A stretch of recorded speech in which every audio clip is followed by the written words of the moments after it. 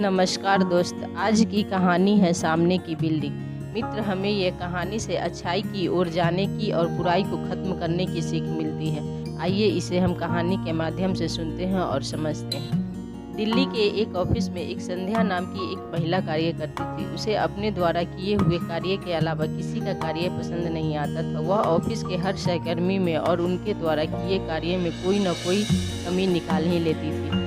एक दिन जब संध्या अपने ऑफिस में अपना कार्य कर रही थी तो अचानक उसने देखा कि उसकी ऑफिस के बिल्डिंग के ठीक सामने वाली बिल्डिंग में एक महिला कपड़े सुखा रही है। उसको देखते ही संध्या ने अपने पास बैठे सहकर्मी से कहा, देखो तो यह महिला कितने गंदे कपड़े धो रही है और इसका घर तो देखो, वह भी कितना गंदा है। और जो वह कपड़े पहनी हुई है वो भी कितने गंदे हैं। संध्या के पास बैठे सहकर्मी ने भी हाँ में हाँ मिलाई और अपना कार्य करने लगा। तो रोज़ जब भी वह महिला अपने बिल्डिंग की बालकनी में अपने कपड़े सुखाने आती तो संध्या रोज़ उसमें कोई ना कोई कमी निकाल ही लेती और उसके आसपास की चीज़ों को भी गंदा कहती। कुछ दिनों तक ऐसा ही चलता रहा। एक दिन जब संध्या अपने ऑफिस में बैठी उस महिला को देख रही थी कि तभी ऑफिस के बॉस संध्या के कैबिन में आ गया। संध्या के बॉस के आने का पता भी नहीं लगा क्योंकि वह उस समय महिला को बहुत ध्यान से देख रही थी और उसमें बुराइयां निकाले जा रही थी। यह सभी देख बॉस ने उसे टोका, संध्या आप कहाँ देख रही हैं? क्या आपका मन अपने कार्य में नहीं लग रहा है?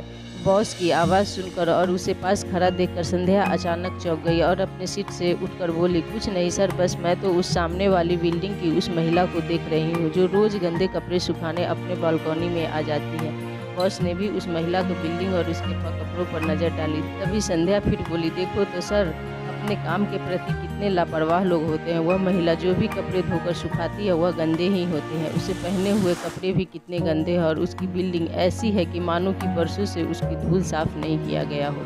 बॉस उस महिला को बहुत ध्यान से देखने लगे और मुस्कुराने लगे। संध्या को यह बहुत ही अजीब लगा। उसे न रहा गया और अपने बॉस से पूछा, सर आप उस महिला को देखकर मुस्कुरा रहे हैं? मुझे तो आज तक यह नहीं समझ में आया कि यह महिला इतनी गंदी कैसे रह लेती है।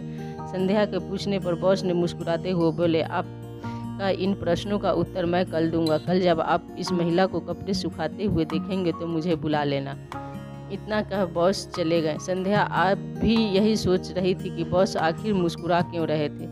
अगला दिन आया। संध्या रोज की तरह अपने ऑफिस में काम करने लगी। अब जैसे ही वह महिला कपड़े सुखाने अपनी बालकनी में आई, संध्या की नज़र उस पर पड़ी। अरे ये क्या! संध्या अचानक बहुत चौंक गई। यह महिला तो आज कितने साफ कपड़े सुखा रही है।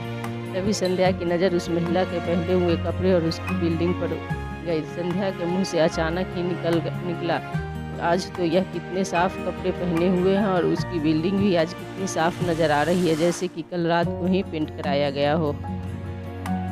उसने तुरंत अपने बॉस को बुलाया और सभी बातें बताते हुए आश्चर्यचकित होकर पूछने लगी, सर आप आज मेरे प्रश्नों का उत्तर देने वाले थे, लेकिन सर आज साफ हो गया है, आखिर यह कैसे हो गया? बॉस मुस्कुराए और बोले, यह महिला रोज़ साफ ही कपड़े सुखाती है और इसका पहना हुआ कपड़ा भी कभी गंदा नहीं था। और तो और इसके बिल्डिंग का भी पेंट बहुत दिनों से नहीं कराया गया है। बस कल शाम आपके जाने के बाद सामने का शीशा जिससे आप उसको देखती थी उस पर बहुत धूल लगी हुई थी। अब उसे अच्छे से मैंने साफ करवा दिया। यह बात सुनकर संध्या मुस्कुराने लगी और उसे अपने भूल का एहसास हुआ। दोस्त, हो सकता है इस प्रेरक कहानी को सुनकर आपके चेहरे का भी मुस्कुराहट आ गया होगा, लेकिन हमें यह कहानी बहुत कुछ सिखलाती है। यह दुनिया की सभी लोग और इस दुनिया की सभी वस्तुएं हमें वैसे ही दिखाई देती है जैसे हम उसे देखते हैं। अर्थात आप जिस रंग का चश्मा पहने होंगे यह दुनिया आपको उसी रंग को दिखाई देगा। यदि आप धूल लगे हुए चश्मे से देखते हैं तो यह दुनिया आपको गंदा ही नज़र आएगी। इसलिए हमें यह दुनिया हर इंसान और हर वस्तु में कोई ना कोई कमी नज़र आने लगती है। दोस्त, हमें इस कहानी से यह सीख मिलता है कि हमें हमेशा लोगों में अच्छाई खोजने का प्रयास करनी चाहिए। यदि हमें कुछ बुराई नज़र आती है तो सबसे पहले अपने गिरेबान में झांक कर देखना चाहिए। यदि आपका एटीट्यूड पॉजिटिव होगा तो सब कुछ आपको पॉजिटिव ही नज़र आएगी। दोस्त, यह कहानी आपको कैसा लगा इसे कमेंट में ज़रूर लिखें।